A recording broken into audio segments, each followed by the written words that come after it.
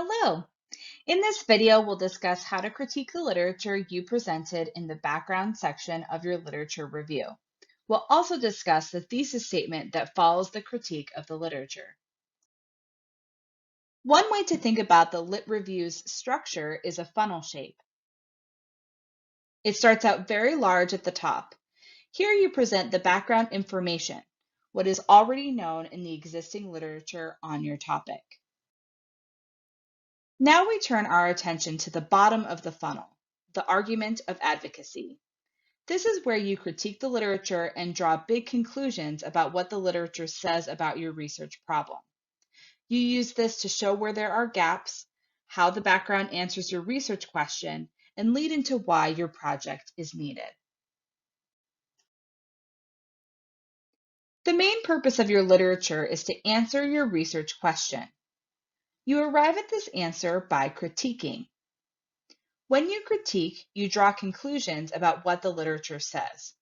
What does the existing literature have to say about the core ideas you presented in the background section of the literature review? What are the big takeaways, and what gaps still exist? Sometimes students feel like they don't know how to critique. You do know how to critique. You have done it with books, articles, and other scholarly sources through your whole academic career. When you read an article while researching for a paper, you write down what's important about the article.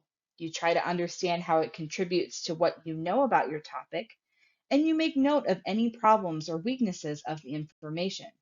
That's exactly what you'll do with the critique of the literature, but instead of just one article, you're stepping back and looking at a lot of sources as a whole. To critique the literature, you will need to look first at the background section of your literature review. This is all the evidence you already presented about what is known on your topic. Analyze and evaluate the overall findings from that evidence, aiming to be as well-reasoned and objective as possible. You should not restate or recap the evidence from the background section. Instead, you should draw larger conclusions from each section of the background. What does the literature overall say? Is there a perfect agreement, or some gaps where there is not enough evidence? To do this analysis, you will need to ask questions. Make sure you're always asking in the context of your research question to keep yourself on track.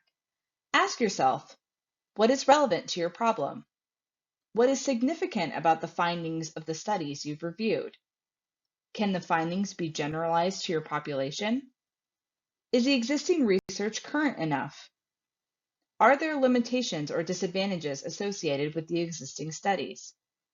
What studies have not been conducted but would provide valuable information about the problem? The conclusions you draw might look something like this.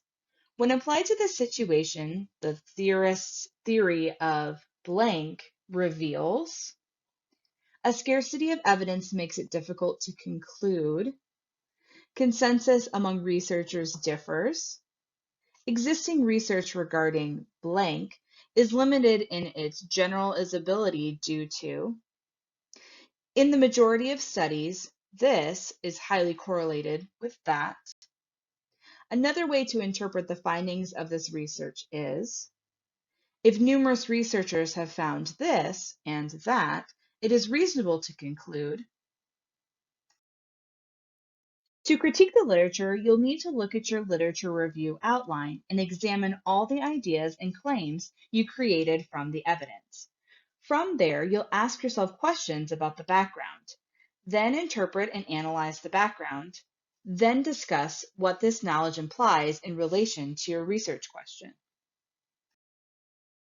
After you go through the whole process we just described, look at the document you've created. Do you have a thorough and complete answer to the research problem? If you do, then that's exactly bad news for you. If the research question has been thoroughly answered by the existing research, then your proposed original research isn't needed. You'll have to go back to the very beginning and revise your research question until you find an angle that hasn't been thoroughly answered. This process essentially forces a gap to exist for you to fill with your original research. If you don't have a thorough answer to the research question from the existing literature, that's good news. You can keep going. If your research question has no complete answer, ask yourself these questions about what you've uncovered. Does the answer raise new, unanswered questions?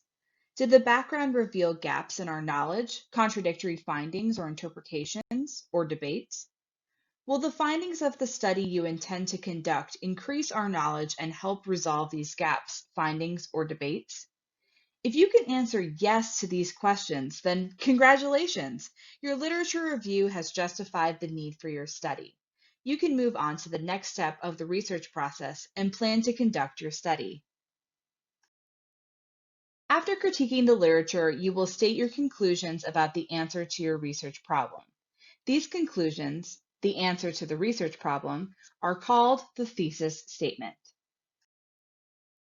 The thesis statement identifies the gaps, contradictions, or debates that create an unanswered question or questions, and therefore requires your study to fill the gap and resolve the unanswered question. This is what launches your study and informs your hypothesis. You recall that the entire literature review process started by creating a problem statement. The problem statement explains the background that creates the issue you want to study, the importance of the issue, and the specific research question you want to answer. The problem statement is established at the beginning of your literature review. Now, at the end of your literature review, you're creating the thesis statement. The thesis statement is a reflection of the problem statement. It restates the issues raised in the problem statement, identifies which issues have been answered or still unresolved, and leads the reader to understand how your proposed study will address the unanswered question. Here is an example of a problem statement. It gives the background of the issue, specific problems faced by children with certain diagnoses. It demonstrates the importance of the issue. These specific problems led to difficulty expressing depression. It illustrates the narrow research question that the researchers want to answer. And this is the thesis statement from the same project. It's a reflection of the problem statement we just saw. It restates the issues identified in the problem statement, but it also adds more insight. The researchers have conducted a literature review and now understand more of the specifics of the issues. However, the researchers have also identified a gap in the literature on the topic, so the research question doesn't have a thorough and complete answer. They are helping the reader understand what gaps still exist, which will then help the reader understand why their proposed study needs to exist. I hope this video has helped you understand the purpose, structure, and approach to critiquing the literature and creating a thesis statement.